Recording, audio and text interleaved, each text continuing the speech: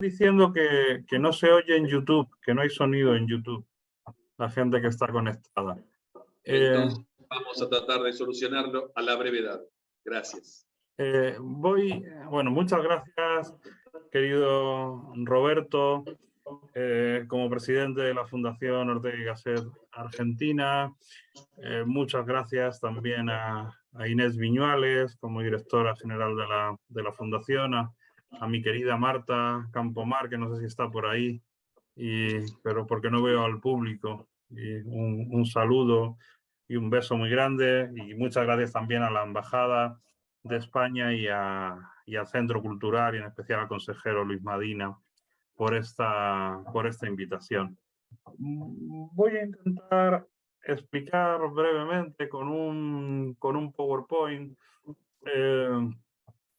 qué causas llevan al populismo y qué supone el populismo como amenaza a nuestras democracias, ¿no? Luego, si hubiera tiempo, ya en el diálogo, hablaría de qué pueden hacer nuestras democracias para defenderse de los populismos. Voy a poner el PowerPoint.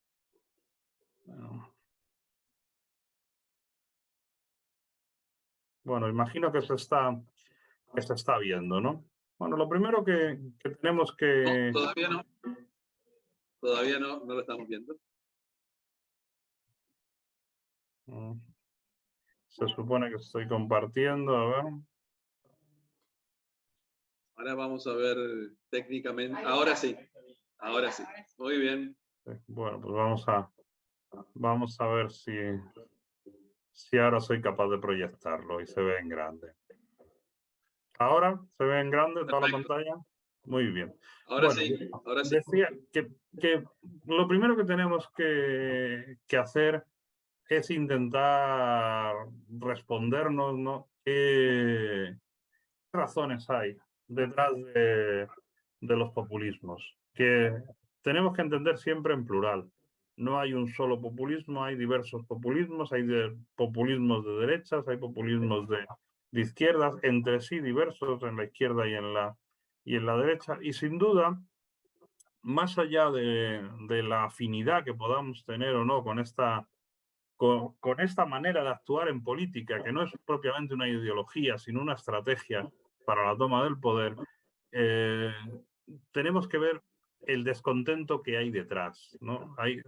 Los ciudadanos están apoyando a este tipo de movimientos, ¿no? Y lo están apoyando por algo. Por eso debemos preguntarnos por las razones de ese descontento, y tenemos que diferenciar entre los descontentos, los indignados y los desencantados, que son distintos. Hay gente que está descontento con la democracia, hay gente que está indignado con la democracia, y lo que es peor, hay gente que se está desencantando de la democracia, ¿no? Que siendo una desafección hacia el modelo democrático. Y eso es lo más preocupante, porque son gente que en un momento determinado pues puede optar por opciones no democráticas para el gobierno. Haciendo un guiño a mi querida Fundación Ortega y Gasset Argentina, he traído para empezar un texto de hace un siglo, de algo más de hace un siglo, ¿no? De 1917, que es un artículo de Ortega donde dice: los votos van al presidio. En el verano de 1917 había habido una serie de conflictos en España, entre otros una huelga general revolucionaria, y los líderes socialistas que habían organizado esa huelga habían sido encarcelados, pero habían sido elegidos para presentarse a las elecciones que había en breve. Y Ortega escribe este artículo en el que dice que hay una explosión de descontento positivo, ¿no? en lo que está pasando, ¿no? Hay un malestar realísimo en ciertas capas del cuerpo social, que se sentía así, que se sigue sintiendo, ¿no? Y que ante esto lo que vemos es dice Ortega en el 17, una extrema defectuosidad del régimen público. O sea, hay una razón de ese descontexto, porque el régimen público, que es el que llamamos de la Restauración, está en una grave crisis, ¿no? Hay un malestar, y ese malestar va a adoptar formas, según Ortega, distintas en cada grupo social, que va a buscar remedio, va a buscar respuestas, cada uno a su manera. Y Ortega nos dice, hace más de un siglo, insisto, que es necesario hacer un esfuerzo de reflexión y reconocer y respetar el fondo común y nacional de justas exigencias que late más allá de esos ademanes discrepantes, porque si no, España va a parecer una olla de grillos cocidos en sangre, dice. Bueno, lo que me interesa resaltar de aquí es esa idea de que hay que reconocer y respetar el fondo común y nacional de justas exigencias más allá de los desmanes. Es decir, hay que ir a las razones de por qué se está produciendo esa situación social. Bueno, creo que con el populismo tenemos que hacer algo parecido. Sin duda, la crisis del periodo entre guerras y la crisis actual son muy diferentes, aunque tienen algunos puntos de conexión, pero tenemos que buscar las razones de por qué está creciendo el populismo desde hace más o menos 3 décadas en Occidente. No voy a hablar del populismo más tradicional, clásico, del peronismo, tan conocido en Argentina de los años 40, sino que voy a hablar del populismo de ahora mismo, que estamos viviendo ahora. Bueno, ¿cuál es el descontento? ¿Quiénes son los descontentos? ¿Quiénes son los indignados? ¿No? ¿Quiénes son los desencantados? He traído ahí 3 imágenes, una es del 15M en Madrid, en 2011, de la misma fecha también el movimiento Ocupar Wall Street, y ya más tempranamente una foto de los Gilets jaunes, de los chalecos amarillos en Francia, en el Arco del Triunfo, en París en 2018. Estamos justo en estos días también viviendo una importante movilización de descontento social en toda Francia, ¿no? Bueno, lo primero que tenemos que decir es que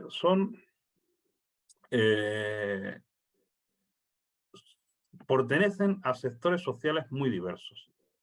No son de una única clase social, no son de una única generación, es un movimiento intergeneracional, hay gente joven, hay gente mayor, no es solamente las clases más desfavorecidas, las que están descontentas con la democracia, representan ideologías muy diversas, pero todas ellas toman unas retóricas y unas formas de actuación parecidas a las dinámicas populistas.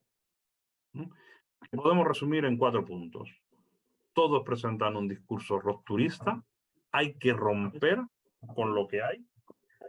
Todos utilizan las redes sociales como un elemento de movilización, pero sin renunciar al mismo tiempo a la casa, a la calle, a la movilización de las masas en la calle, ¿no? La fuerza en la calle, y todos utilizan las fake news y dentro de un clima de posverdad. Bueno, ¿cuáles son sus críticas, ¿no?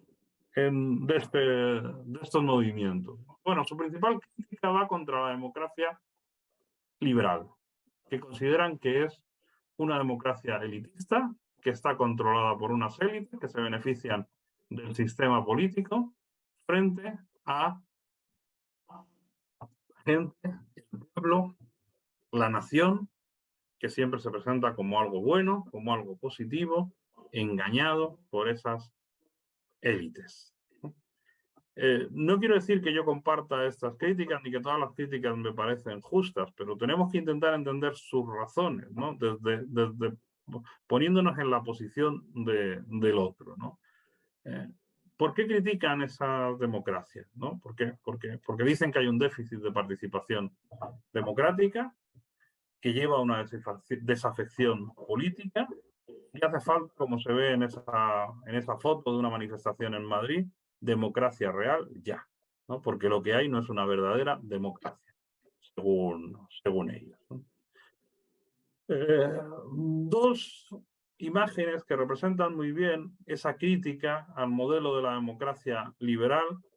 Es una imagen de Washington o Nueva York, no recuerdo exactamente, donde creo que la movilización Ocupar Wall Street, ¿no? Donde se declaran el 99%. Somos el 99% de la sociedad, y quien controla la sociedad es un 1%, las élites políticas y las élites que tienen el dinero, las élites financieras, industriales, etcétera, etcétera, que se olvidan de ese 99% de la sociedad, ¿no? Y una frase que se hizo muy famosa en las movilizaciones del 15M en Madrid es: no nos representan, ¿no? Estos políticos no nos representan, no están realmente respondiendo a las demandas que está pidiendo, como decía Podemos, la gente, ¿no? O el pueblo, o un populismo de derecha, utilizaría más la palabra razón. Bueno, ¿qué hay detrás de esa crítica a la democracia liberal? Pues hay una cerrazón de horizonte, la gente ve que no tiene expectativas de un futuro mejor. Esto puede ser más o menos razonable, hay índices internacionales que muestran que efectivamente pues en la última década han bajado los índices en la mejora de la vida.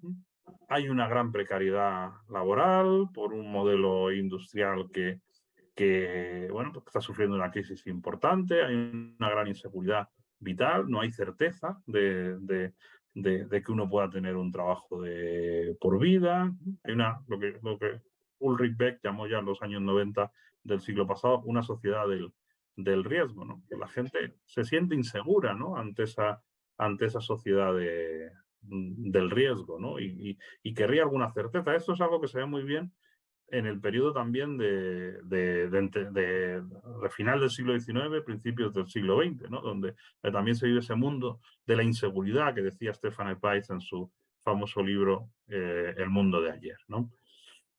El coste de la vida está creciendo, incluso antes de la inflación que estamos sufriendo ahora y que en Argentina conocéis ya en diversas etapas de la historia, el coste de los servicios y de las necesidades básicas, y con ello está creciendo también las desigualdades entre unos beneficiados por el sistema económico, por el sistema político, y unos que no se benefician de ese sistema económico. Además, los populistas critican que el sistema democrático liberal pues, es corrupto y tiende al clientelismo, ¿no? No hay una verdadera rendición de cuentas por parte de los políticos y la justicia está al servicio del sistema político, no juzga de verdad cuando hay casos de corrupción a los políticos, etc. Bueno, esto podría ser más o menos verdad, más o menos criticable, pero esa es la sensación que tienen los ciudadanos que apoyan a estos movimientos políticos, ¿no? ¿Por qué? Porque los gobiernos no cumplen sus promesas y gobiernan en realidad solo para unos pocos, para su clientela. Bueno, otra crítica que curiosamente coincide en el populismo de derechas y en el populismo de izquierdas, pero con perspectivas muy distintas, es la crítica al estado del bienestar, al mal funcionamiento del estado del bienestar, ¿no? En el caso europeo, ¿no? El populismo de izquierdas lo que viene a decir es que las prestaciones de ese estado del bienestar son insuficientes y no llegan a los que tienen que llegar, que las clases medias pagan muchos impuestos y que no reciben los beneficios de ese estado de bienestar. Esto es muy discutible, pero digo que es la sensación que tienen las personas que apoyan este tipo de movimientos. Y por el lado del populismo de derechas, lo que se critica es que, al revés, ese estado de bienestar es muy costoso, es muy caro de mantener, se despilfarra el dinero público y es ineficaz. Bueno, otro de los elementos de crítica del populismo es la globalización. He traído ahí dos imágenes de lo que Bauman llama no lugares, ¿no? Lugares en los que uno difícilmente puede tener una vinculación sentimental con ellos, ¿no? Son lugares donde más bien se refleja el vacío, ¿no? Esa es la sensación que produce en mucha gente la globalización. ¿Por qué? Porque es un modelo social, político y económico que se considera impuesto desde arriba, porque se piensa que beneficia solo a unos pocos, que es insolidaria. La mayoría de los ciudadanos son olvidados por la globalización y que hay unos ganadores y perdedores de la misma, y la inmensa mayoría de la población estaría entre los perdedores de la misma. Insisto en que estoy haciendo una descripción del sentimiento de la gente que se mueve hacia el populismo, ¿no? No de la certeza o no de estas afirmaciones, ¿no? La globalización además supone una ruptura con las formas de vida tradicionales y eso trae un desarraigo que en último término lleva a una desafección del modelo social y el modelo político en el que se vive. Por otro lado, hay un problema concreto que es la deslocalización industrial, que eso en el caso europeo y en el caso estadounidense principalmente, pues lleva a unos problemas importantes, ¿no? Es el desmontaje del sistema industrial fordista tradicional que se traslada a otros países y que supone paro, supone pobreza, supone desigualdad, falta de perspectiva de futuro para gran parte de la población, sobre todo para las ciudades que eran más industriales, ¿no? Bueno, cuando se produjo la pandemia descubrimos que el 90% del paracetamol se estaba produciendo en India y que no había reservas de paracetamol en Europa, ¿no? Era un problema serio, ¿no? También se critica la globalización, que es una economía principalmente financiera y no es una economía real, que la gente no entiende esa economía financiera, no ve los beneficios de esa economía financiera. Otro problema vinculado a la crítica a la globalización es la emigración, especialmente importante en Europa a partir de la crisis de migrantes de 2015. Los emigrantes se ven como una amenaza, como alguien que viene a romper el modelo tradicional de sociedad. Bueno, todo esto lo que acaba creando es un miedo hacia el futuro, una serie de incertidumbres porque no se sabe hacia dónde vamos y la gente intuye que hacia lo que vamos es a un mundo peor que en el que estábamos. Bueno, dentro de esa crítica a la globalización, en el caso de Europa, la Unión Europea es un elemento clave de esa globalización. Se la ve también como un sistema elitista frente a la gente o frente al pueblo, o el populismo de derechas, diría la nación que pierde su soberanía.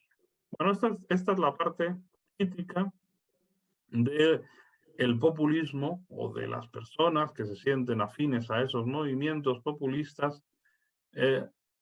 Y ahora lo que voy a intentar analizar es por qué el populismo es una amenaza a nuestras democracias. Vemos ahí una imagen donde dos lobos y un cordero van a votar qué cenar. Pues está claro que la mayoría, que son los dos lobos, van a votar comerse al cordero, ¿no? Lo cual, pues el sistema democrático, en ese caso mayoritario, sería peligroso, ¿no? Sería lo que Stuart Mill, el propio Aristóteles, ya en su tiempo con otra expresión, llamaban la tiranía de la mayoría.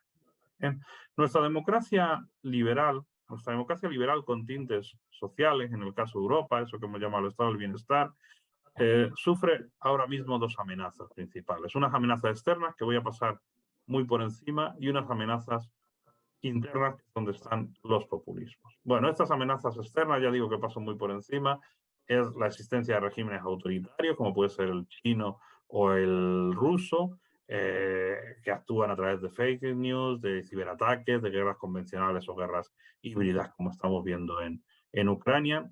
El terrorismo internacional, que aunque ha descendido en los últimos años, pues ha tenido una importancia muy fuerte en la desestabilización de las democracias y del sistema, sobre todo a partir de los atentados de 2001 en Estados Unidos, de las Torres Gemelas y los otros muchos que lamentablemente se sucedieron. Y también estos regímenes políticos crean una desestabilización económica o determinados poderes pueden generar una desestabilización económica frente a las democracias de los países. Bueno, vamos a las amenazas internas. Robert, avísame cuando ya esté pasándome de tiempo, ¿no? Para no excederme. Creo que habíamos quedado con unos 20 minutos, ¿no? Bueno, las amenazas internas del populismo, perdón, las amenazas internas a nuestras democracias, ¿no? Vienen en gran parte del populismo, que se presenta como un modelo alternativo a esas democracias, ¿no? Esto de los modelos alternativos es una idea de Juan José Linz cuando analiza, el politólogo español que hizo casi toda su carrera en Estados Unidos, cuando analiza el periodo de entreguerras muestra cómo la aparición de modelos alternativos a la democracia, en ese caso el fascismo y el bolchevismo, y la derecha radicales, autoritarias, supusieron una desestabilización de muchas democracias, ¿no? Porque la gente veía que había un modelo alternativo a esa democracia que en ese momento, pues aunque había parecido triunfante en la Paz de París, en el fondo la gente la veía como algo viejo, como algo pasado de moda, como algo que no resolvía sus problemas, ¿no? Hoy está pasando lo mismo, ¿no? Desde luego son mundos diferentes, pero está pasando lo mismo. La gente ve que las democracias no resuelven sus problemas y entre eso apuesta por las soluciones simples de los populismos de derecha y de izquierda. Entre las amenazas también están los nacionalismos excluyentes, lo que podemos llamar, hemos denominado la tiranía de la mayoría, solo que Todorov denomina los enemigos íntimos de la democracia internos, los que están dentro de las democracias, entre los que él señala el neoliberalismo y el totalitarismo. Hoy posiblemente hubiera escrito populismo en vez de totalitarismo, ¿no? Bueno, lo que están proponiendo los populismos. Pues los populismos lo que promueven son democracias llamadas iliberales, es decir, democracias en las que se prescinde de uno de los pilares esenciales de nuestros sistemas políticos, que es los principios liberales, los derechos y libertades fundamentales, la división de poderes, el parlamentarismo como un lugar de discusión y llegar a acuerdos.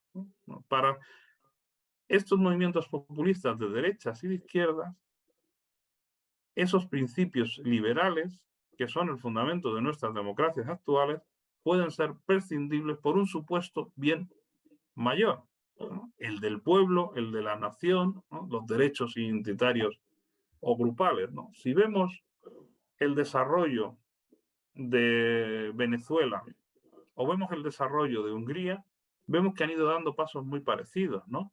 Suprimiendo a la oposición, limitándola al máximo, organizando sistemas electorales donde la mayoría siempre es para el poder, quitando poder al Parlamento, evitando la división de poderes y controlando la justicia, controlando los medios de comunicación. Los pasos han sido muy similares, ¿no? En dos modelos típicos de populismo, uno de derecha y otro de izquierda, ¿no? Como son Venezuela o Hungría, ¿no?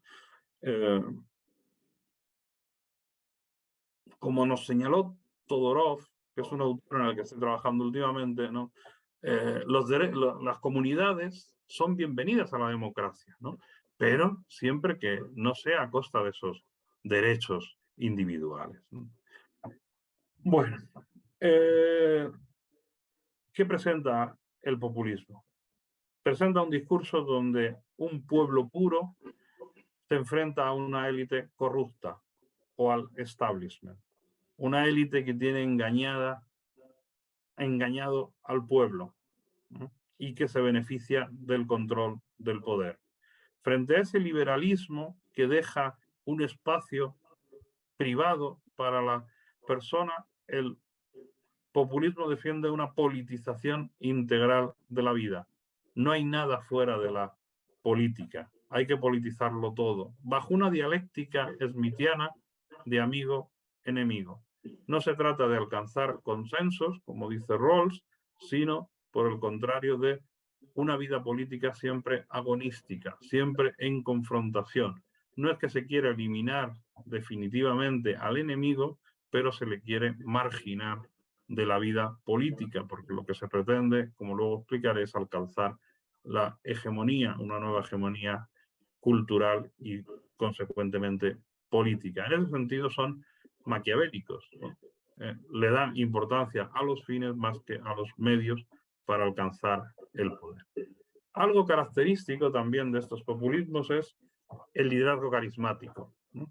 Todos recurren a un líder al que consideran la encarnación del demos, que expresa la voluntad general de ese buen pueblo que está sometido por una élite corrupta. Ahí he traído unas fotos de algunos líderes populistas.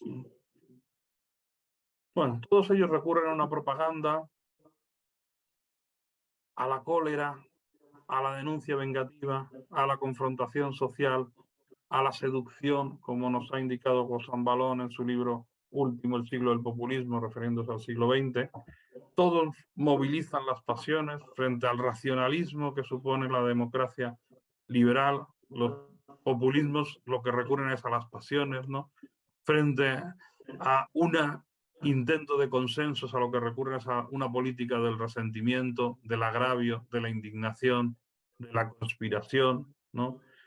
Y otra idea que es muy importante, voy casi dándolo como pincelada, no de un cuadro impresionista, es que el pueblo aparece en estos movimientos como un poder constituyente permanente y omnímodo. Y en el fondo, en nuestras democracias, la soberanía popular siempre tiene sus límites, esos límites que han puesto la historia y que son los principios esenciales del liberalismo, como hemos señalado, ¿no? Es el populismo, y voy a ir, no sé cómo voy de tiempo, voy con dos o tres. Sí. No, te daría 2 minutos por ser vos. Ah, vale, pues No te doy uno. voy a concluir con estas ideas y luego, si hay tiempo en el diálogo, profundizaré en otras, ¿no? ¿Es el populismo una radicalización de la democracia, una fuerza emancipatoria o un empoderamiento de la gente, como han defendido Chantal Mouffe y Ernesto Laclau? Bueno, yo creo que a la luz de los populismos que han triunfado, es decir, que han alcanzado el poder, difícilmente podemos verlo como una radicalización o profundización de la democracia, ¿no? Depende mucho del poder que tengan, ¿no? En España pues, hay movimiento populista dentro del gobierno, pero no tienen todo el poder, ¿no? Si la razón populista se impusiera a la razón democrática, realmente iríamos a una democracia más profunda, se pondrían en cuestión las bases de nuestra democracia y se tendería a lo que Gonzalo Balón ha llamado una democratura, es decir, una dictadura con aspecto de democracia porque sigue existiendo el voto. Bueno, esto lo dejo y luego si hay tiempo dialogamos. Muchas gracias por su atención y espero que, Muchas a pesar de gracias. que Muchas gracias, Javier. la virtualidad quita mucho encanto, pero espero que se haya podido entender bien. Como no, si no, después entonces en el diálogo al final volvemos sobre algunos de los puntos. Muchas gracias. Vos nos has ofrecido una perspectiva, digamos así, desde Europa. Si bien has tomado la totalidad de las manifestaciones populistas, vamos a introducir a Gustavo Marangoni, quien es politólogo, graduado en la Universidad de El Salvador, es docente universitario, socio de M&R Asociados. Se ha desempeñado como director de la carrera de Ciencia Política en la facultad de la cual ha egresado. Actualmente ejerce como profesor de análisis político en la Universidad de Belgrano. En la administración pública trabajó en la Junta Nacional de Carnes, la Secretaría de Agricultura, Ganadería y Pesca y Alimentación, la Jefatura de Gabinete de Ministros de la Nación y en la Vicepresidencia también de la Nación. Entre 2007 y 2015 fue director, vicepresidente y presidente del Banco de la Provincia de Buenos Aires. Desde 2016 es socio, director de la consultora M&R Asociados y ha escrito el libro Política ATP, editado por Editorial Planeta. Entonces a él le vamos a pedir esta perspectiva, que no va a ser la europea, sino al contrario, va a ser la americana o la latinoamericana. Bueno, muchas gracias. Muchas gracias, Luis. Muchas gracias por la invitación a la Oficina Cultural de la Embajada. También a Inés, que ofició de nexo para poder estar aquí. Enrique, también ayudó a la presencia. A mí me parece que, como ya se ha dicho aquí, ¿no? El populismo no es algo nuevo. Nos acompaña desde siempre y yo lo pondría como en el eterno estrés que hay entre democracia y república. Me parece que a diferencia de otras épocas, hoy no se plantea o no se propone como una alternativa a la democracia liberal. Me parece que el populismo es un estilo que convive con la democracia liberal.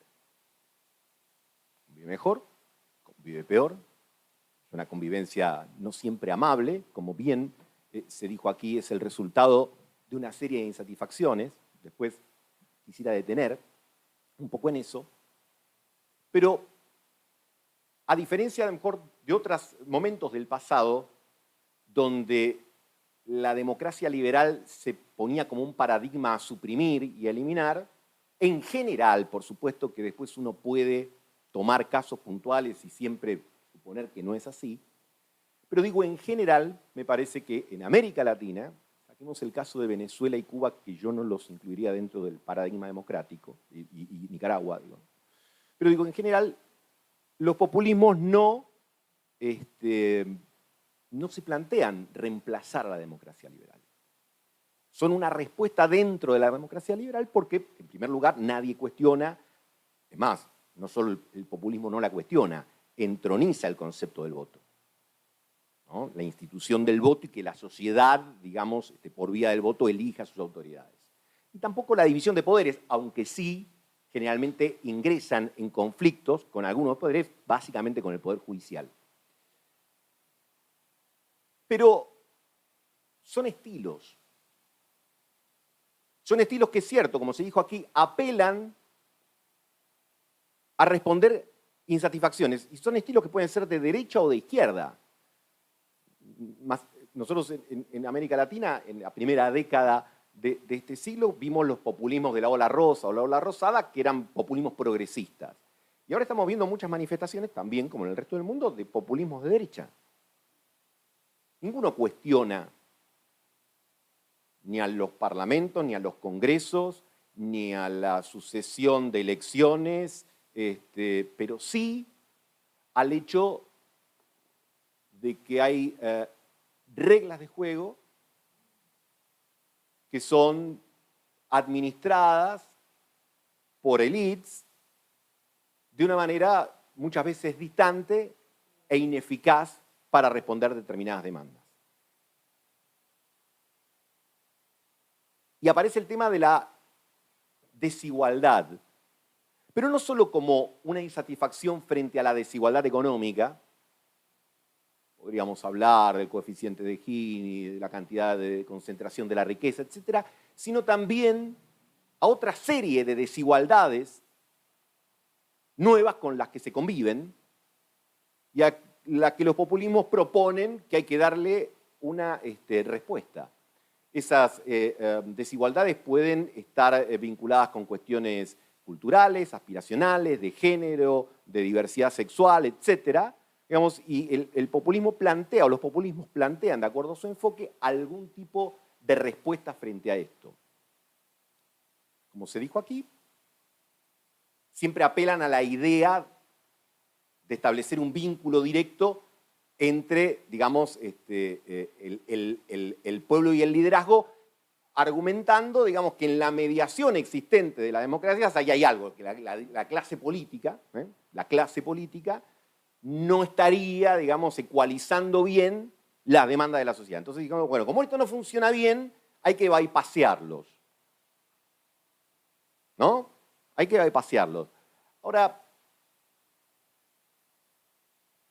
yo no estoy seguro, digamos, ¿no? Pero no sé si plantearlo como una amenaza. Me parece que es una forma de interpelar a la democracia liberal, en este caso en el siglo XXI, para ver cómo puede estilizarse y cómo puede mejorarse y cómo puede estar a la altura de las condiciones para responder a determinadas demandas.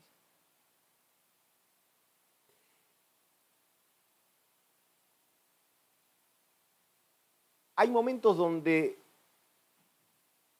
esgrimir los reglamentos y sostener que hay determinadas reglas de juego que hay que respetar o respetar, si hay sectores que sienten que eso no los interpreta, que no los incorpora, e indignarse desde la política por esa incomprensión,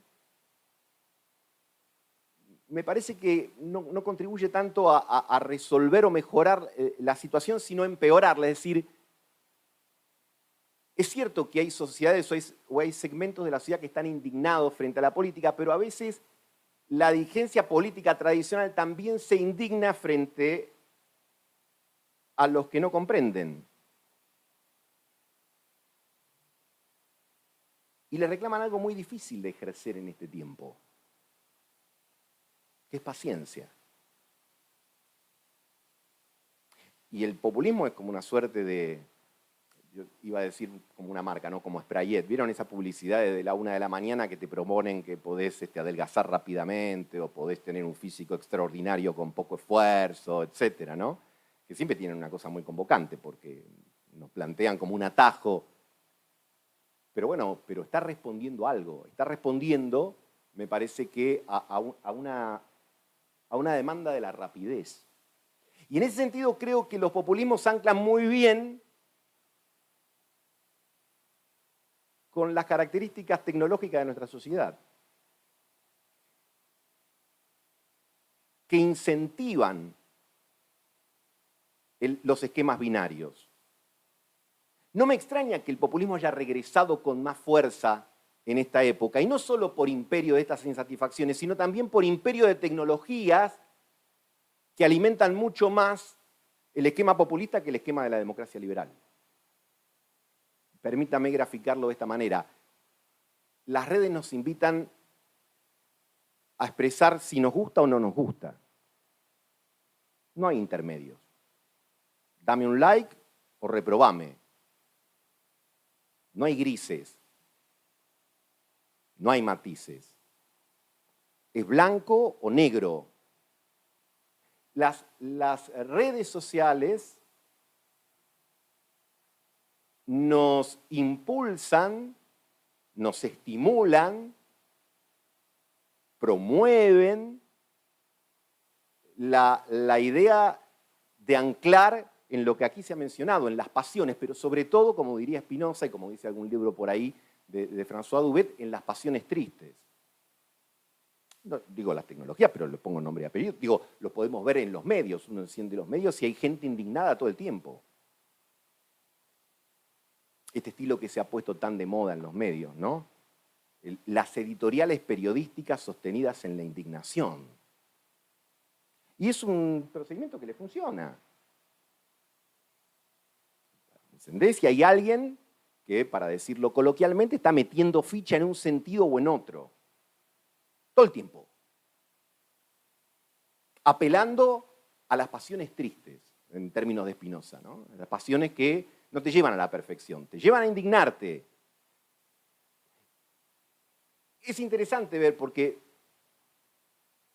muchos de esos intérpretes dicen esas cosas supuestamente defendiendo valores republicanos, pero con metodologías totalmente populistas. Uno podría decir que en este presente populistas somos todos. Inclusive aquellos que se indignan, porque se indignan frente a populismo que no les gustan, pero no se indignan frente a otro tipo de populismo que a lo mejor anclan más en sus valores. Dicen, ¡qué barbaridad! Estos que dicen tal cosa y tal otra y no son tolerantes. Pero no son muy tolerantes con nosotros. Es decir, lo que... Y pido perdón por la confusión, a lo mejor con la falta de asertividad o de claridad que expreso lo que les quiero transmitir. Pero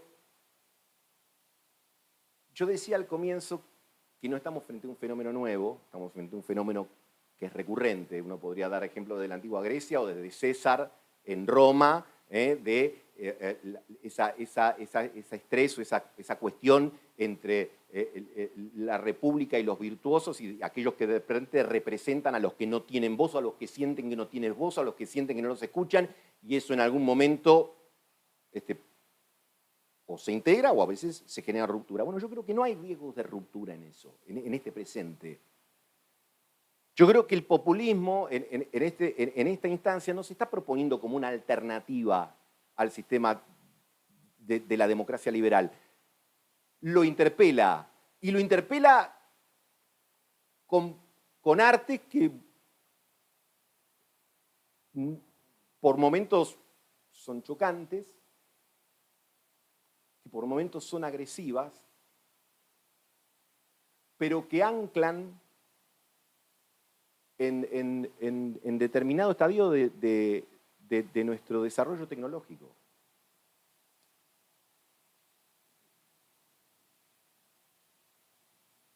Es difícil administrar las tecnologías hoy y suponerlas carentes de un propósito y de una ideología. Hay un texto que a mí me sigue pareciendo absolutamente presente y tiene como 50 años, que es un texto de Jürgen Habermas que decía ciencia y técnica como ideología.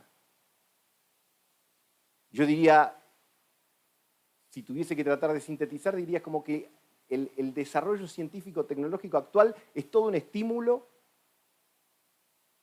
al proceder populista. Porque las tecnologías y las pantallas a las que nosotros estamos aferrados, y las imágenes y los lenguajes, y la simplificación del lenguaje y la simplificación de los procedimientos, nos transmiten una realidad donde, una hiperrealidad donde las cosas son mucho más fáciles de lo que en realidad son en apariencia. Si yo digo que es muy difícil gobernar, y creo realmente que es muy difícil gobernar, mucha gente diría, está defendiendo a los políticos. No, estoy señalando que es muy difícil gobernar. Que los resultados no son inmediatos. Que se requiere de tiempo. Que muchas veces se requiere de decisiones que no suponen una satisfacción inmediata. Dice, pero yo no quiero eso.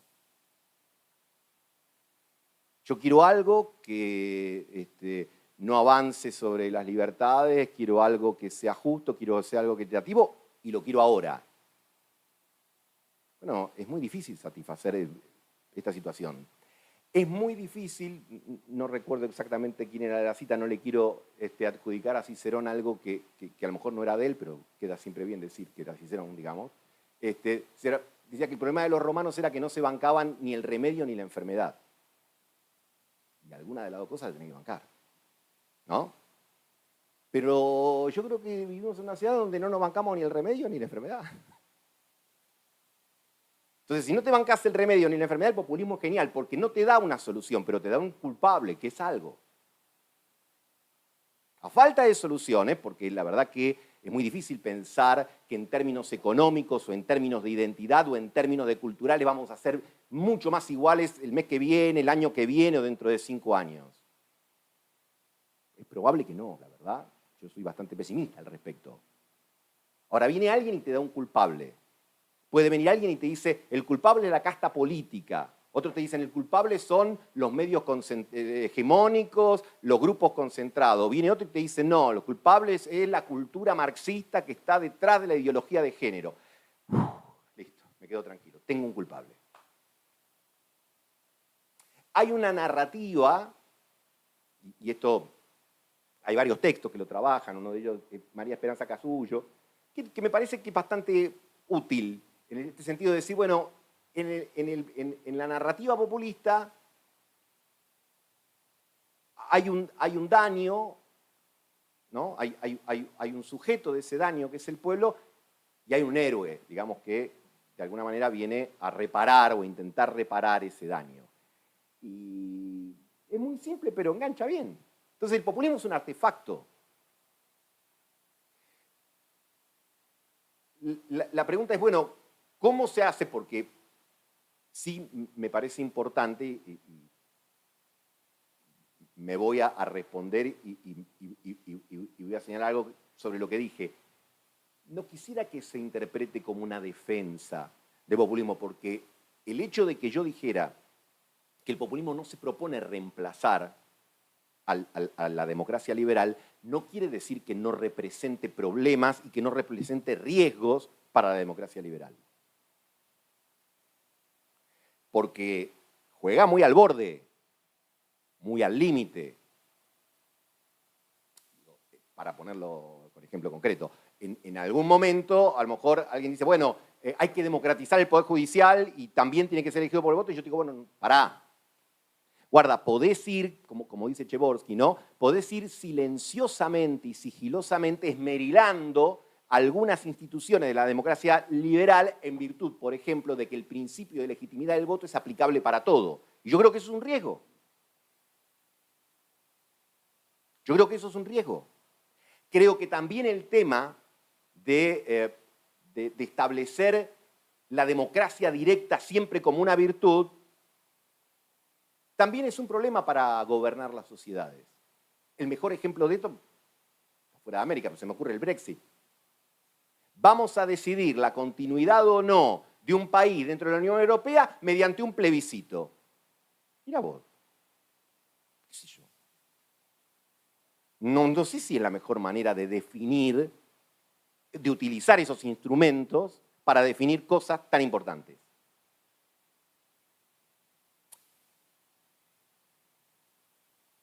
Yo creo que una de las cosas más sabias que tiene nuestra Constitución es aquella que dice el pueblo no delibera ni gobierna sino por medio de sus representantes. Y creo que es así porque es así. Porque no hay forma de que alguien no represente, es decir, no hay democracia directa. No hay democracia directa. No hay forma de que una sociedad, no sé, Gaddafi había escrito el Libro Verde, otro tipo de pavada, una cosa que no tenía ningún sustento, digamos, y era un dictador, digamos. Pero digo, no hay forma, siempre tiene que haber una mediación. Ahora, esa mediación, hay momentos que pierde cierta sintonía en la representación con los representados. Y me parece que la democracia liberal lo tiene que leer. Que no puede solamente, digamos, señalar con el dedo y decir, uy, populismo, y la democracia liberal es inocente, porque, digamos, eso involucra repasar qué está pasando con sistemas fiscales, con distribución del ingreso, con crecimiento, con reconocimiento de distintos sectores de la sociedad que se sienten marginados. Yo creo que muchas veces, aún en algunos defensores de la democracia liberal, hay una enorme pereza intelectual y real para decir, bueno, ¿cómo podemos resolver dentro del paradigma del voto, de las elecciones libres, de la competencia, del control de los poderes, etcétera? Pero ¿cómo podemos resolver alguna de esas desigualdades? ¿Cómo podemos resolver? ¿Cómo podemos encarar? ¿Cómo podemos mitigar? ¿Cómo podemos aliviar?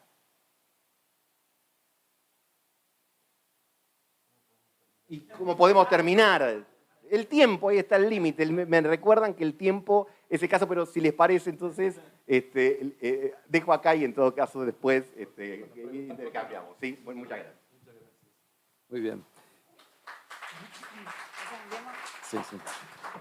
Vamos a cambiar de lugar con Alejandra. Alejandra Salinas es licenciada en Ciencias Políticas y Relaciones Internacionales por la Universidad Católica Argentina. Allí también se recibió de doctora en Sociología. Desde 1993 hasta el año 2000 ha sido profesora en Ciencias Políticas y Economía, lapso durante el cual publicó artículos sobre democracia, temas constitucionales, reforma electoral e historia de las ideas. Actualmente es profesora investigadora en UCA y en UNTREF y es profesora adjunta de Filosofía Política Contemporánea desde el año 2005. También ha dictado cursos en UADE, en Lincoln UNSAM, en Washington and Lee University, en la Universidad Marroquín de Guatemala y en la Universidad Católica de Chile, entre otras. También ha estado presente en numerosos congresos, jornadas, paneles, de tal manera que vamos a poder escuchar a una persona que ha trabajado mucho el tema del populismo cuando logre hacer funcionar su PowerPoint. Eso lo vamos a chequear ahora. Mientras tanto nos va a cantar, va a hablar sobre esto.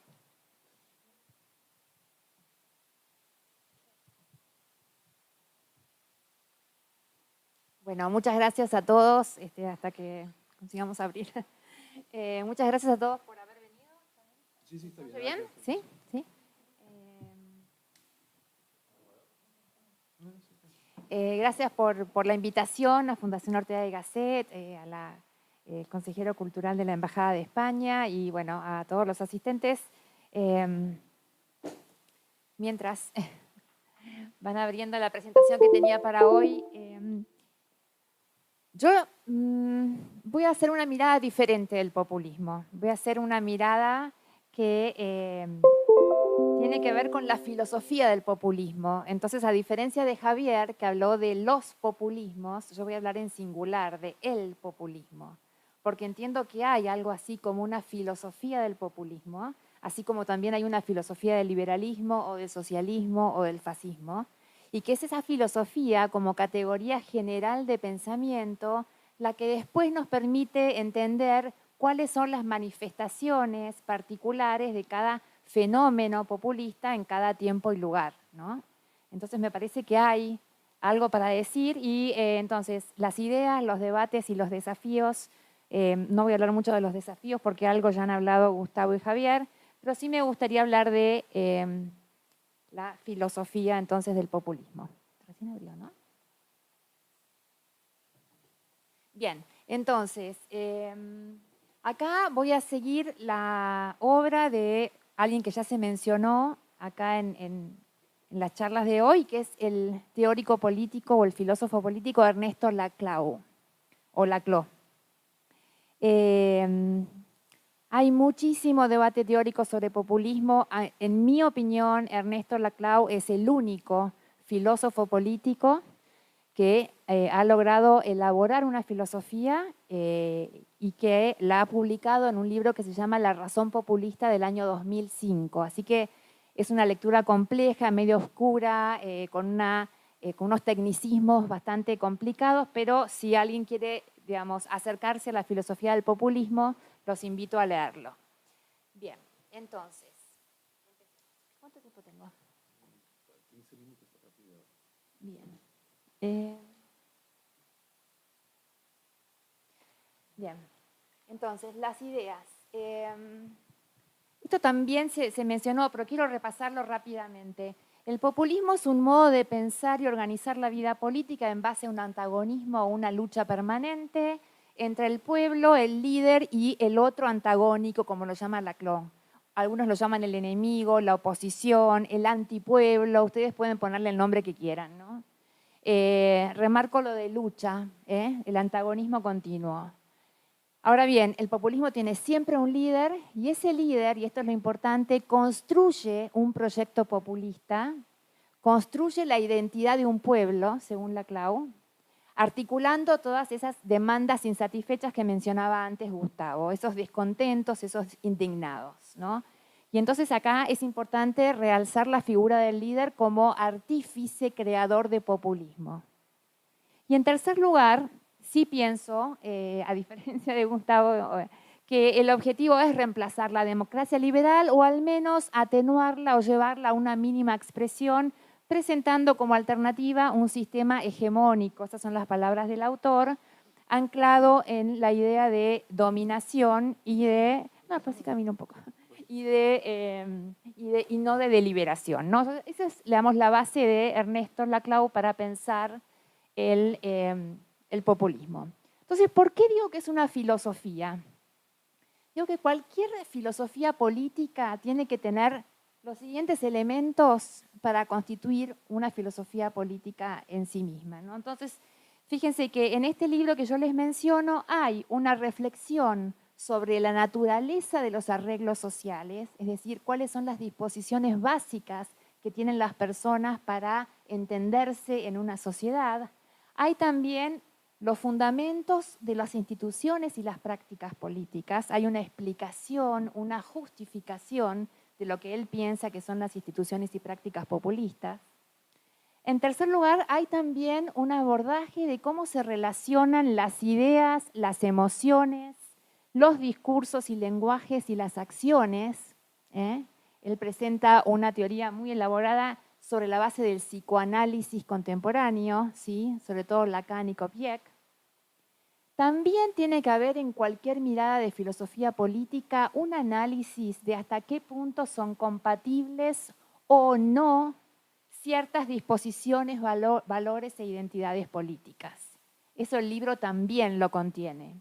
Y por último, también propio de la filosofía es reflexionar hasta qué punto todo lo que decimos hoy acá es universal y predicable de cualquier fenómeno de este tipo, en cualquier tiempo y lugar, o si acaso las variaciones particulares de estos populismos de derecha, izquierda, norte y sur constituyen fenómenos separados, aislados, que no entran en nuestra categoría, ¿no? Por eso digo yo que la de Laclau nos habilita a hablar de la filosofía del populismo, ¿no? Vamos a tratar de verlo un poco más en detalle en los minutos que siguen. Entonces, ya algo se ha mencionado, pero quiero nuevamente presentarles hasta qué punto el pensamiento de este autor integra todos los elementos posibles que ustedes van a encontrar en los diversos análisis del populismo. En primer lugar, el discurso de las emociones, la fuerte carga emotiva, la fuerte carga psicológica, en sus términos el lazo libidinal, la solidaridad, la aspiración a lo imposible, aquello que, como decía Gustavo, queremos alcanzar fácil, rápida y completamente. Esa es una característica identificada en este texto. El líder populista, además de exagerar ese discurso emocional, nos dice el autor que puede surgir de cualquier grupo. Cualquiera puede ser un líder populista, puede ser un sindicalista, puede ser una estudiante, un ecologista, un militar, un piquetero, cualquiera. Esto es también cierto para las ideologías. Los populismos pueden tener cualquier ideología. Pueden ser de derecha, de izquierda, socialistas, de ultraderecha, comunistas, anarquistas, etc. Y por último, pretende ser hegemónico, como ya dijimos. ¿Qué quiere decir esto? Que en su afán de dominación no admite cuestionamientos, ¿sí? No es legítimo cuestionar al líder populista, no es legítimo, digamos, ponerse en contra, incluso si uno es parte de las propias filas populistas. Acá copié una frase para aquellos argentinos que tengan memoria del pasado distante, de alguien que dijo: hacer una huelga a nuestro presidente es trabajar para la antipatria. ¿Quién lo dijo? Eva Perón. Entonces, el pueblo. Este es el segundo elemento del populismo, ¿no? La pregunta clásica que devana las cabezas y las neuronas de los analistas es: ¿quién es el pueblo? ¿Cuál es la identidad popular? ¿Sí? Y acá me parece que el gran aporte de Laclau es que su mirada es completamente formal. ¿Qué quiere decir esto? No nos dice qué características tiene que tener en concreto cada populismo, sino que simplemente nos dice que lo que es un pueblo en el populismo es un grupo de demandas que antagonizan, que están enojadas, que indignadas con el no pueblo. Entonces, para este autor, el pueblo no tiene una esencia cultural, nacional, popular, no tiene pretensión de ser infalible, no sabe mejor y más que el resto, y tampoco tiene pretensión de ser bueno ni moralmente correcto. Esto es algo que enfatiza mucho Laclau. Entonces, cualquiera que sea el pueblo siempre va a ser el grupo de los descontentos, ¿no?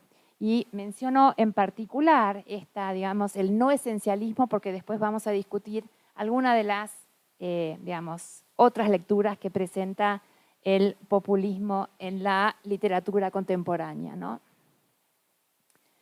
Y el tercer elemento que tiene que tener todo populismo es el otro antagónico, ¿no? Es el no pueblo, es el antipueblo, ¿no? Y acá también, fíjense que es una mirada muy formal, ¿no? Entonces, cualquier fuerza política puede ser o construida como antagonista del pueblo. También fuerzas económicas, sociales, intelectuales, etc. Entonces, la corporación mediática, la corporación judicial, los fondos buitres, la oligarquía, las multinacionales, etc. Todo eso es construido por un discurso que lo opone a los intereses de la identidad popular, ¿no? Ahora bien, lo que sí tienen en común todos los populismos y el populismo, según Laclau, es que se oponen al capitalismo global. Y por eso, y acá solo me da el tiempo para hacer una nota al pie de página, por eso me parece que no corresponde hablar de populismos libertarios, ni de populismos que defiendan el capitalismo global.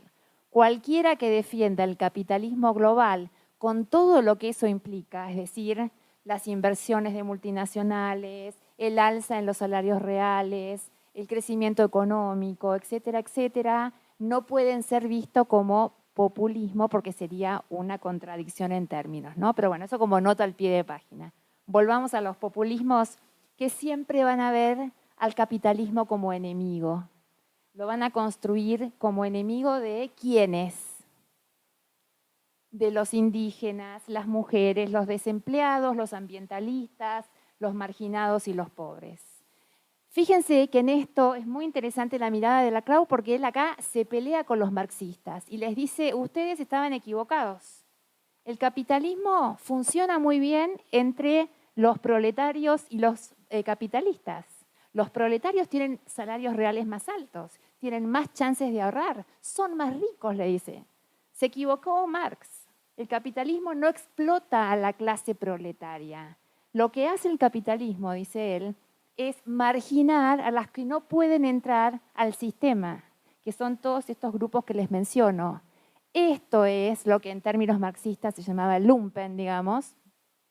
Esto es, digamos, los grupos que integran la identidad popular, ¿no? Y a ellos se dirige el discurso del líder populista. A ellos los convoca como excluidos, marginados, olvidados, relegados, ¿no? Y en este sentido, ya sea un populismo de extrema derecha o de extrema izquierda o en algún punto intermedio, siempre va a estar hablándole a esos grupos, ¿sí? Estoy tratando de no dar ningún ejemplo para ser lo más filosófica posible. Ustedes podrán imaginar ejemplos quizás de las noticias o de los analistas políticos. Y tampoco voy a meterme demasiado con ese debate de democracia liberal que tenía un poco preparada porque ya hablaron los expositores anteriores. Sí quiero tocar este tema que es el que me está interesando últimamente. ¿Por qué me interesa? Es el tema del populismo y la religión. Se han publicado algunos artículos y textos y libros tanto en la academia como en los espacios de divulgación, donde es frecuente hallar esta asociación del populismo y la religión. Y acá hay al menos 3 miradas sobre esta relación que quiero compartir hoy con ustedes, ¿sí? Y después discutir. En primer lugar, la idea de religión en su acepción más clásica, ¿no? La creencia en una fe trascendente con, digamos, nociones de un ser divino, de una salvación, un mesianismo. Y entonces, en esta versión más clásica de la religión, hay quienes dicen que el populismo es una religión, que reemplaza a Dios con el líder, al pueblo de salvación con la identidad populista, y que habla de una escatología o de un estado de cosas por venir que va a superar todos los conflictos presentes. Estos son todos los que hablan de este tema. Hay algunas críticas, pero básicamente esto debería haber incluido también ahí, que estaba mirando textos académicos, pero también hay Lori Sanata, por ejemplo, podríamos incluir en esta categoría, ¿no? Esta es la mirada del populismo como religión. Después hay una segunda acepción de religión, que no es la primera, ¿no? Que justamente en el diccionario está segunda. Y la religión acá se entiende como simplemente una creencia mantenida con ardor y con fe. O sea, no hablamos de ser divino y superior, hablamos de creencia en cualquier objeto o sujeto, ¿no? Y entonces, el populismo sería una creencia tan fuerte que sería del tipo religioso, ¿no? Entonces, esto es lo que sostienen estos 3 autores acá abajo, Rosan Valón incluido, creo que lo mencionó Gustavo, no, lo mencionó Javier. ¿Sí? el populismo es una religión porque tiene tanta pasión en su objeto político que entonces eso lo convierte ipso facto en una actitud, una disposición religiosa, ¿no? Estos son autores, digamos, bastante reconocidos en el medio académico. Bueno, y son esas dos lecturas las que yo quiero problematizar, ¿no? La que, digamos, estoy tratando de decir, a ver si, bueno, si me convence o no, y no me estaría convenciendo la asociación entre populismo y religión, por las siguientes razones que quiero compartir con ustedes.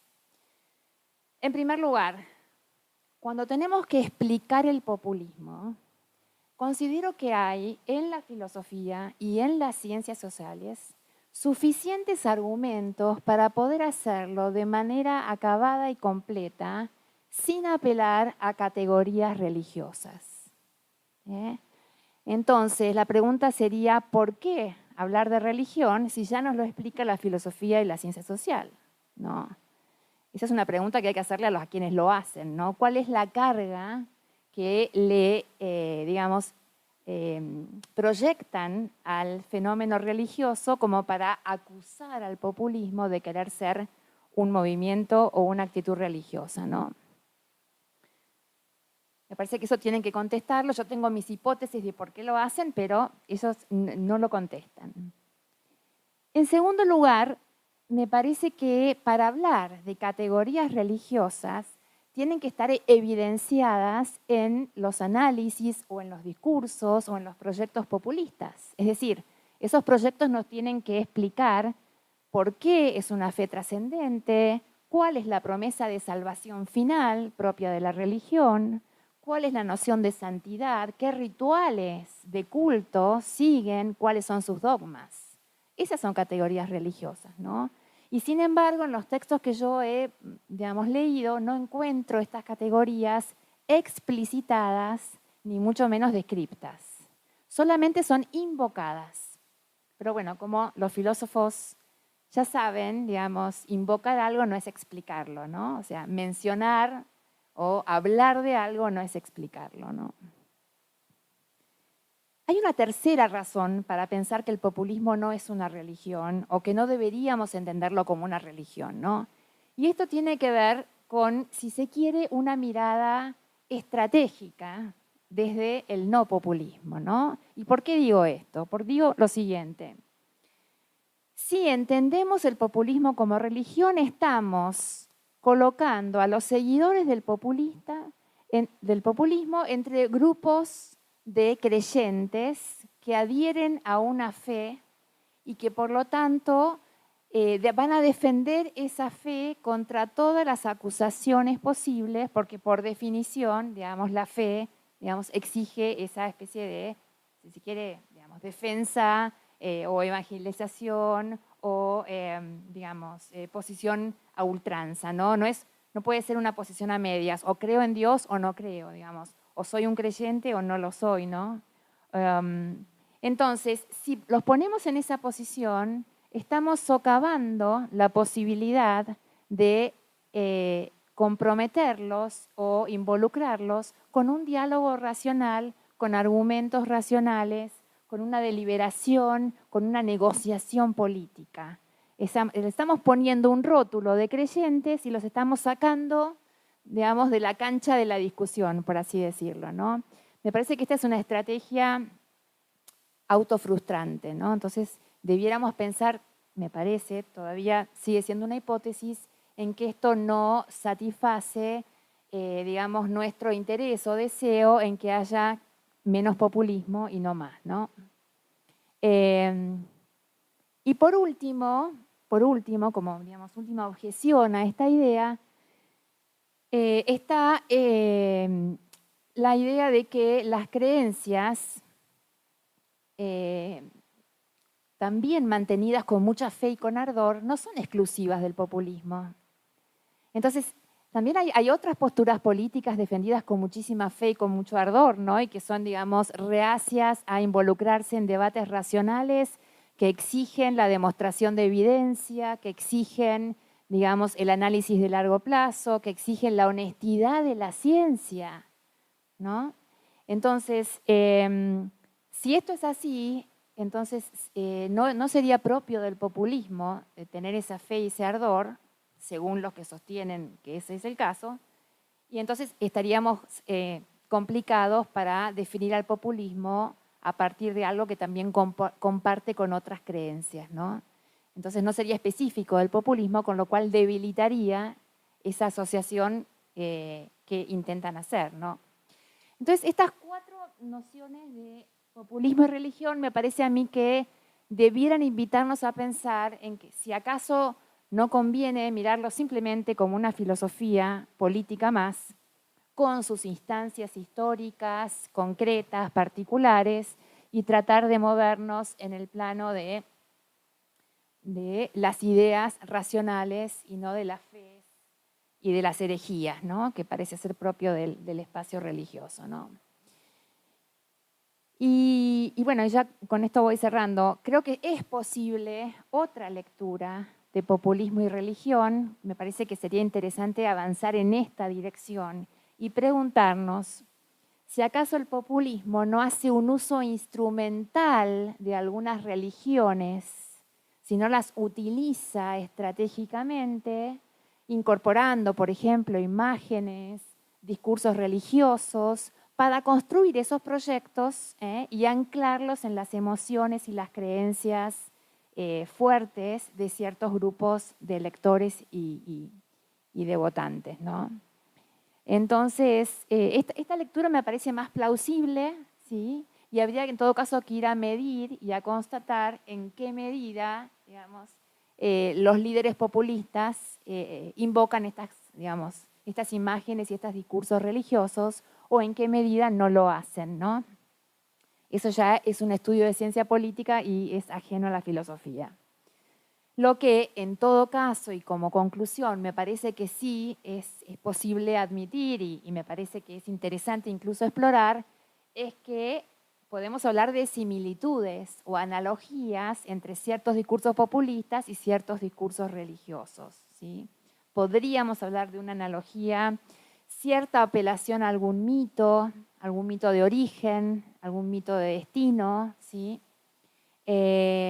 Un fuerte sentido comunitario también tienen en común, ¿sí? Definitivamente una fe en el líder o en la jerarquía que guía al pueblo hacia algún destino final, pero en todo caso me parece que populismo y religión pueden compararse, medirse, simularse, pero no deben confundirse. Ese es un punto que quería compartir hoy con ustedes. Muchas gracias. Muchas gracias. Bueno, muchas gracias a todos los participantes, a Javier desde Madrid, a Gustavo, a Alejandra. Han estado, como dicen ahora los chicos, picantes. Han hecho una confrontación de posiciones en torno de este tema del populismo, que es un tema que está en la agenda permanente durante estas semanas. No queremos cerrar la reunión de hoy sin darles a ustedes y a ellos, si quieren tener alguna última palabra, ya no oración, una última palabra, como para cerrar esta reunión, pero bueno, les ofrezco la posibilidad de que ustedes, si quieren intervenir, hagan una pregunta, alguna observación sobre lo que han escuchado. Aquí tenemos buenos políticos también. Ahí Enrique, muy bien, ahí Enrique va a preguntar, le voy a ceder el micrófono así. Bueno, gracias Roberto. Una pregunta para Alejandra, no sin antes enviarle un fuerte abrazo a nuestro querido Javier Zamora. No, la pregunta para Alejandra o para cualquiera en realidad, porque se habló mucho de las demandas insatisfechas de nuestras sociedades, que son, como las definió Sartori hace tiempo, sociedades de expectativas, ¿no?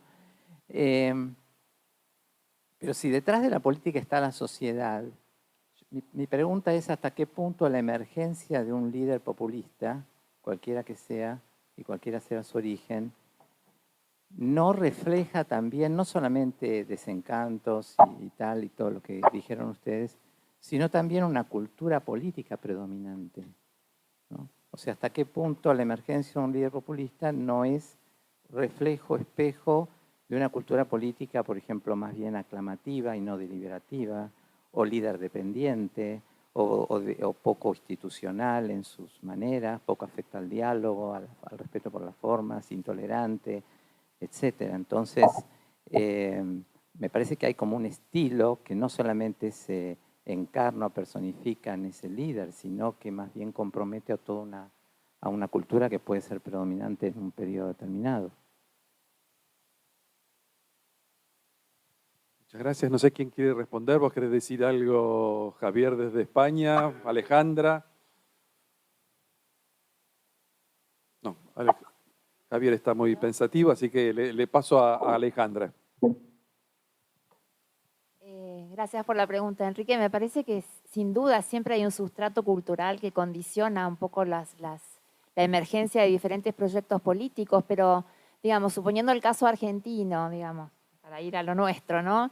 Esa cultura también posibilitó la construcción de un proyecto republicano a mediados del siglo XIX, que duró casi un siglo, digamos, y cómo explicamos esa construcción republicana si la cultura era, digamos, como algunos pretenden, eminentemente personalista o jerárquica o populista, ¿no?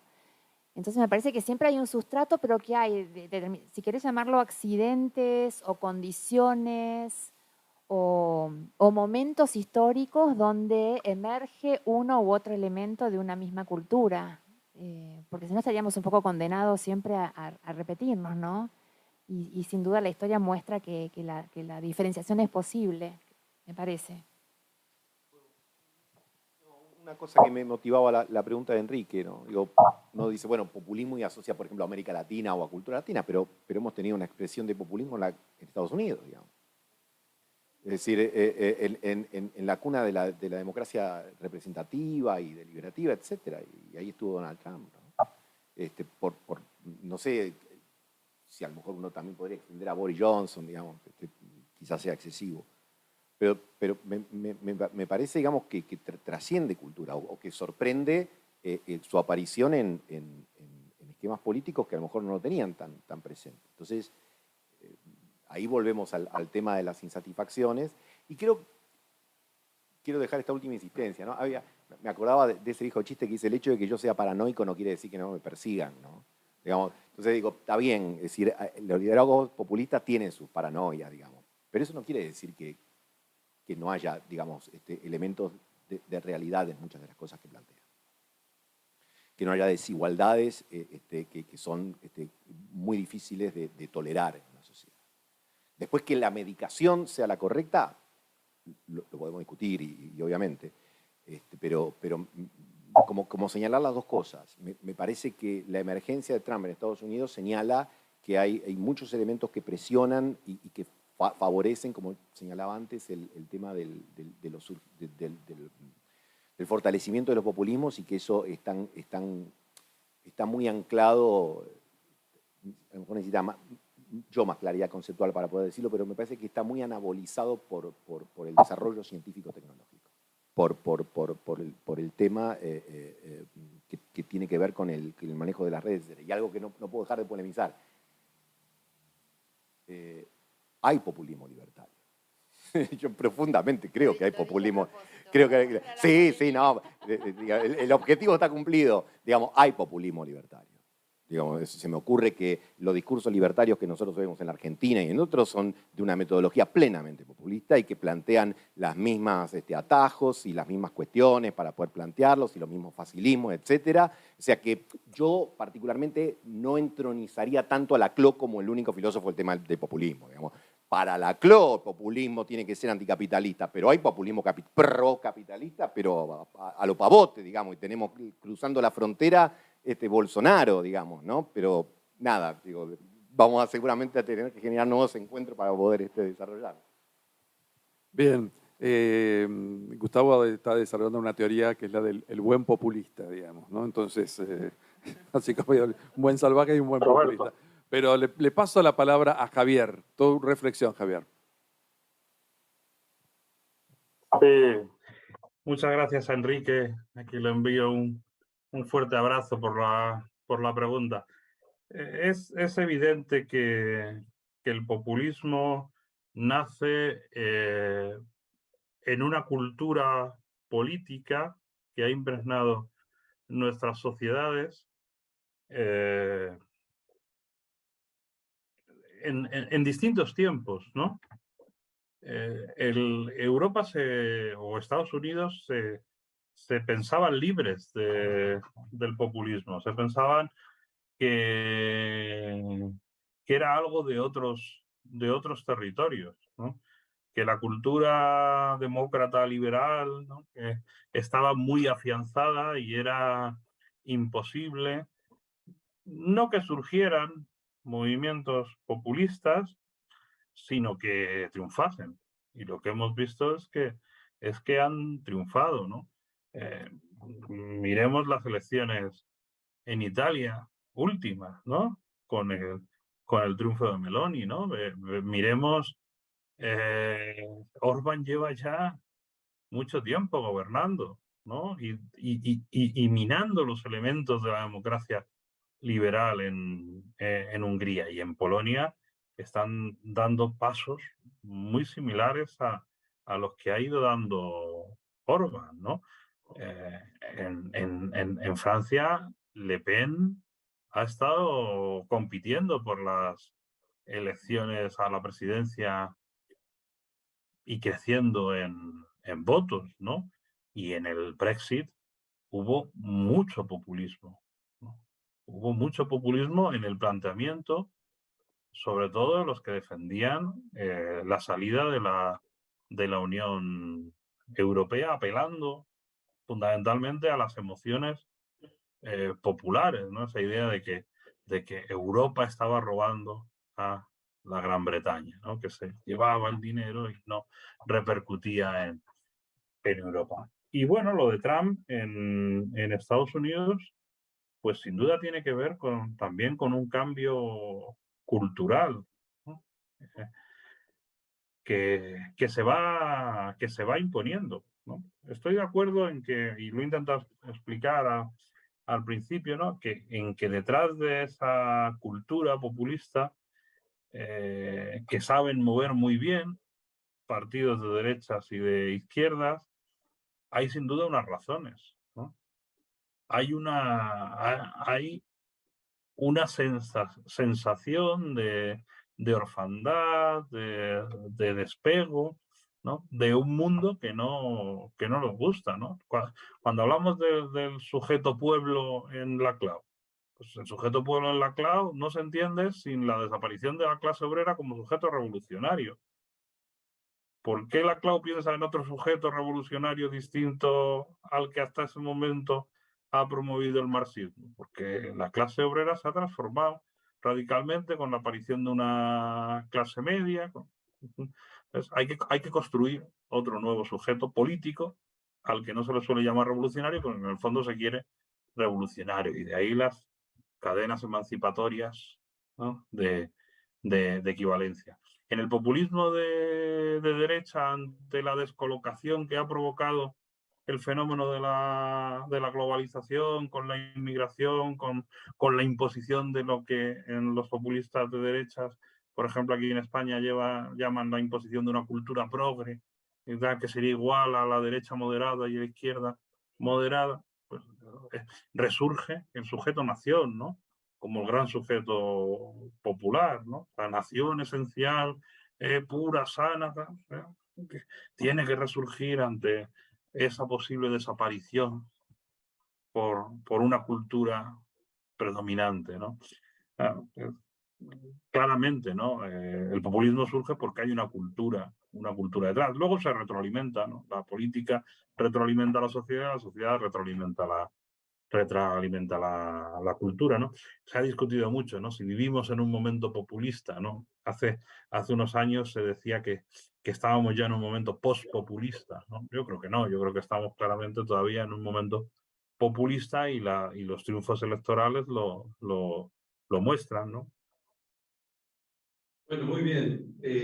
Yo voy a ejercer de populista. Y voy a tener conmiseración de Javier, que está en la madrugada de España, y lo voy entonces a liberar de este compromiso que, bueno, también nos ha hecho porque su presencia nos ha iluminado sobre temas vinculados con esta posición política desde Europa que, como en tantas cosas, ha sabido también generar un concepto, una categoría política que hoy está sacudiendo de alguna manera a todo el mundo.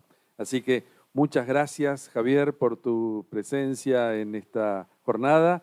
Gracias a Gustavo Marangoni, gracias a Alejandra Salinas y por supuesto muchas gracias a todos ustedes, a la Embajada de España que nos ha cedido este lugar y ha hecho posible que nosotros desde la Fundación Ortega y Gasset Argentina podamos organizar esta introducción al presente, que efectivamente espero que les haya dado a ustedes claves para entender el momento que vivimos.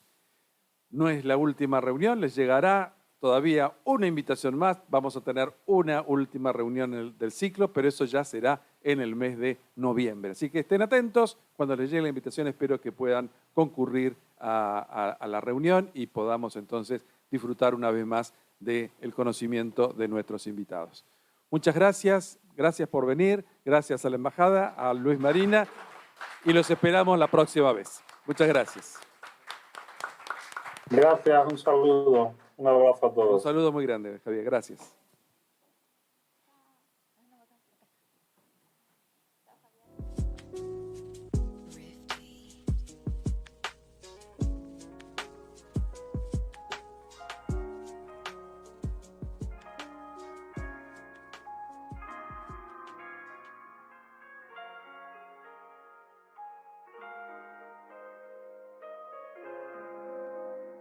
「お前はもう死んでいる」